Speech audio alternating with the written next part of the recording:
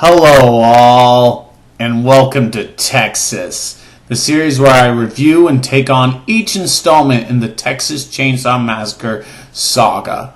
On tonight's episode, we take on the bizarre Texas Chainsaw Massacre Part 2, directed by the very same man who directed the original, Tobe Hooper. The plot of this one revolves around a radio host, Stretch, accidentally overhearing a murder in progress. Some person calls into a radio program and they end up getting killed off while they call in. As a result, she becomes an unwilling witness to the crime. Meanwhile, a police officer by the name of Lefty decides to use her as bait to bring out the killers, who turn out just to be the cannibalistic family from the original Texas Chainsaw Massacre film. Now, even though this movie had the same director going in, it doesn't feel like the same director at all. The original had a very rough filming style, almost like a found footage film. This one's very much more smooth. It's much more like a traditional Hollywood film in how it's made and how it looks. So it definitely doesn't look like it was made by the same people. It's just got too high of a budget. It's too well polished and all that jazz. Also, it's handled quite differently. It tries to be a lot more gory. Now, it should be noted that producers in Hollywood in general stepped in and caused the filmmakers to cut out a lot of their own material, including a lot more gory bits. So only a few kill scenes stayed intact. Though those few kill scenes are pretty gory, because all the other scenes were removed, the film just seems moderately brutal for you guys wanting a gore fix. In any case, producers did step in and cut out a lot of the gore that was supposed to be in the film. Still, this is a lot more violent than the original ever was. The original was more about suggested violence and the disturbing aspects of the unknown, whereas this one more shows what's going on. Once again, it makes it feel like different people were behind it. Another different aspect of this that got kind of gutted a little bit due to producers editing the film is the comedy aspects. This movie was supposed to be a dark comedy in the same vein as Shaun of the Dead or Evil Dead 2. Now, this movie has quite the cult following. A lot of people do find it still very funny, despite the producers and Hollywood cutting out some scenes. But I don't find any of it funny. And not only do I not find any of it funny, I can't pick up what the jokes are supposed to be. There's no part that I can point to and say, that's supposed to be a joke, I just don't find it funny. The only part that I know is supposed to be a joke is that our notorious killer Leatherface gets a crush on the main character, Stretch.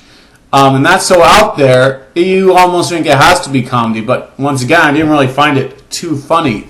But nonetheless, comedy is suggestive, and some people find this movie apparently a riot. In any case, because of the comedy elements that don't really work and the gore that sadly got edited, this film does feel way different from the original.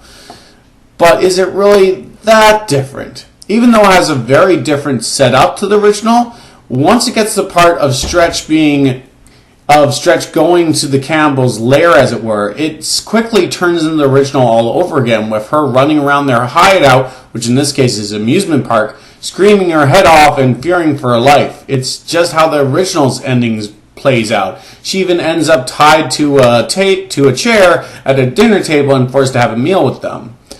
By literally recreating the scenes of the original, it starts to feel more and more like a remake. The first half of the film is definitely a sequel, bringing new elements to the table and new characters. But after that first chunk, it just starts redoing scenes from the original, but no longer in that gritty, rough style, now in more polished style. So it really does feel like a half a remake, which in my opinion set a bad trend for the series. After this one came out, every Texas Chainsaw Massacre sequel in the series decided to try and remake the original and pretty much just redo the same story instead of being a film in their own right. So yeah, each sequel in its own sense is a remake. The same story over and over again, and never really allowing the series as a whole to progress. Now, we'll deal with that a bit more as we come to each installment, but this definitely set a bad trend, in my opinion, in motion by being so replica of the first. Now, if the scenes had not been cut out that were, this movie would have definitely stood out a bit more. The Blu-ray that I got showed a lot of the deleted scenes, and they were interesting. I didn't find them funny either, but they did definitely make this movie stand apart more and give it a bit more of a unique edge. So it is sadly missed that they are missing. And I would strongly recommend, if you're going to watch this, get on Blu-ray. Otherwise, it might not be worth your time unless you're a really hardcore Texas Chainsaw Massacre fan. Now, getting back to the film itself, as I mentioned, Leatherface gets a crush, and you would think this would develop his character a bit. It sure makes him a kind of a joke, at least in the film's point of view. But to be all honest, I think this undevelops him a little bit. He no longer wears different masks or different costumes in this film, so he no longer adopts different personalities, which was his most interesting aspect in the original. He also no longer squeals like a pig. He now grunts and groans like a person would. So he seems a lot less animalistic. He especially seems a lot less animalistic when he starts coming on to our main character. So, yeah, by giving him these human-like traits, they're taking away from the actual original concept and replacing it with a new concept. Though a bit well-developed and more well-developed than the original, it's not as interesting as an idea, and it kind of falls flat a bit. I know some people love the other Campbells in this film, though. Chop Top, one of the lead Campbells, has this huge fan following in the Texas Chainsaw Massacre fans, and he is an interesting character, but he does feel a little bit too much like a retread of the hitchhiker from the original for me. So to me, he doesn't really stand out as his own character. So yeah, the comedy doesn't really work for me. I don't find any of it funny. The gore, I feel, was too gutted by producers, and there's not enough to really claim this as a really brutal movie, even for its time. Other films made about the same time are way more gory than this. So this is moderate at best, and it just doesn't bring enough new to the table. I guess if you like Dennis Hopper, you're going to like this because he plays a lead role in Lefty the Cop, and he does a pretty darn good job. So if you like the actors behind it, that's something to check out. But me personally, I just give this a 5 out of 10. It's purely just something to watch if you're curious about watching all the installments in the series. And it's also a bit interesting because it's a bit more sequel than the rest. But we will get to that when we get to it.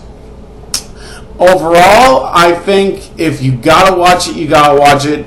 Just don't expect the bloodbath that the fan base makes it up to be. The kill count is actually very low in this film, lower than the original. It shows those specific kills in more detail. But once again, it's nothing to really sing and dance about.